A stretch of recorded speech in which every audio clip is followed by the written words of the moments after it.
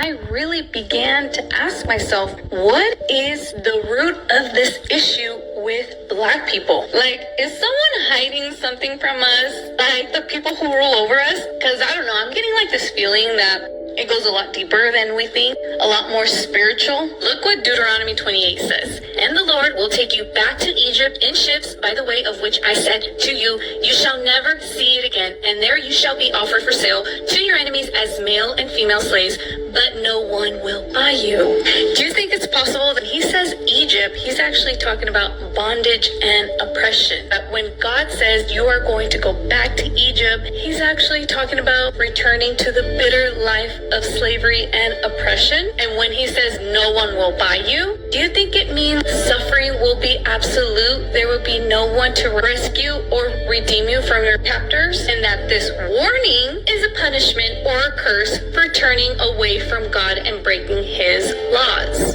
You see, because now when I go back to reanalyze everything about the slavery, about the Blacks, about them being enslaved, them being oppressed, they kind of fit the description a lot more, the description of the Israelites in the Bible than those currently in the Holy Land. But this is just my theory, right? I'm just an outsider looking in. This is just my theory, my conclusion from, I don't know, reading the Bible and then looking back at history, real history, not just the history that we're taught in K through 12 here in America. In the United States, I don't know, am I getting close? But not only that, I'll go on even further to say this, that the slave trade is actually connected to Deuteronomy 28, because the majority of the slaves that were brought to the Caribbean islands and brought to the Americas were Hebrew people, were people of Hebrew and Hebraic Israelite descent, if you will. And so if you read Deuteronomy chapter 28, it matches perfectly what happened to the Hebrew slaves, the Black Hebrew slaves during the slave trade. It just matches perfectly. You guys, you need to read some old books. So check this out. I got this book called American Antiquities and Discoveries in the West. It's by Josiah Priest. And this is a reprint from 1833. And it's got some really interesting details about who the Europeans encountered when they got to the Americas. This is stuff they don't tell you in school. And so Josiah Priest goes on to quote a professor named Rathenisk. And here's what he writes. The Americans could not have sprung up from a single nation because independently of the languages, their features and complexions are as various as in Africa and in Asia. We find in America white, tawny, brown, yellow, olive, copper, even black nations as in Africa. Also dwarfs and giants, handsome and ugly, flat and aquiline noses, thick and thin lips. That's pretty interesting, huh? It also goes on to say that in Florida, the Indians there and the Choctaws worshipped a god called Yehovah or Jehovah, kind of like Jehovah. And as we're told, there wasn't a J in the ancient dialect, so kind of sounds like the God of the Bible. And that's really interesting when you consider that Christopher Columbus thought he landed in the land of Azareth, as prophesied by Esdras in 2nd Esdras. And this was the land where the 10 lost tribes of Israel were to travel to. So guys, he thought the Indians were Hebrews, part of the lost 10 tribes of Israel. History is way more interesting than we were ever taught. The reason it matters that Jesus is black, yeah, I know what you're saying. It doesn't matter. It matters, bro. We stole an entire identity from these people. There was a race that was chosen by God, okay? When God was playing this Sims game, he chose a black character, okay? Because that most closely related and identified with his personality. He wanted to be humble. He wanted to come as a meek person. Bro, the entire Bible is a redemptive story about black people. From going from last to they're going to be first, bro. A Gentile's confession. Thank God my husband and I kind of look and fight with each other. Why is that? We discovered. Oh, it's bringing such joy to me. You don't even know. We didn't even know what to do with this information at first. Like, what does this mean? But, Israel, as a people, it's not a land.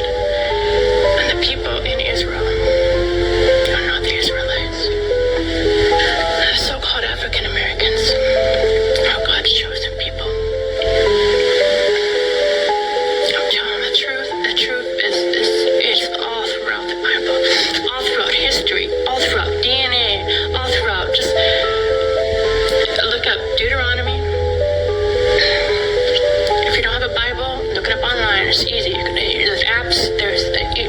excuse. If you're watching this, you have access to the Bible.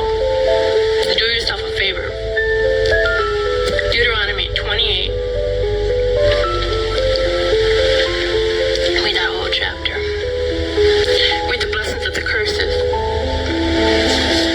Blessings and the curses. And you tell me, you read the characteristics and the things that those people endured in that Bible. And you don't tell me it's not the African Americans and those that were spread across the four corners of the earth through the slave trade. I can't deny it. How do I say this? The entire Bible is about black people. Not only was Jesus black, but every character in the Bible seems to be black too. Yeah, Zephaniah and Jeremiah and Jebediah, those all aren't white people names, okay? And Jesus wasn't some tan, partially melanated Middle Eastern person either. I'm talking straight up black dude, okay? Even in the book of Revelation, when you get the vision of Daniel, he's describing someone with feet like burnt brass and white woolly hair, and we've got the deep running water voice with the red eyes, and you guys, he's black. The Jewish people are black people, like Kanye was right. And those people yelling at the park dressed in purple about black people being the real Hebrew Israelites, they're right, okay? Like, anytime you see the word Hebrew or Israelite or Jew in the Bible, in your mind, you got to replace that with black person. So the whole Bible is going to make a lot more sense to you once you start reading it like that. But you need to let this get settled in your heart now before you get up there. So, I mean, they were literally whipping him on his way to get crucified, you guys. Crucifixion was a punishment, like, for slaves back then, and gladiators. And all the gladiators were black too. Did you know that? Like, you guys, he was sold for 30 pieces of silver. That was the maximum amount of money that a slave could be sold for. Oh, just coincidence? Above his cross, it says INRI. They were like mocking him. They were saying it says this is the king of the Jews. They're saying, like, here's the king of the black people. Look what we did to him. Why does the KKK burn crosses, you guys? The racist KKK. It's just, black people rejoice. You are God's chosen people. Like, I mean, those are some big shoes to fill, but be honored, like, feel good about that. Like, how cool. Anyway, see you later. Jesus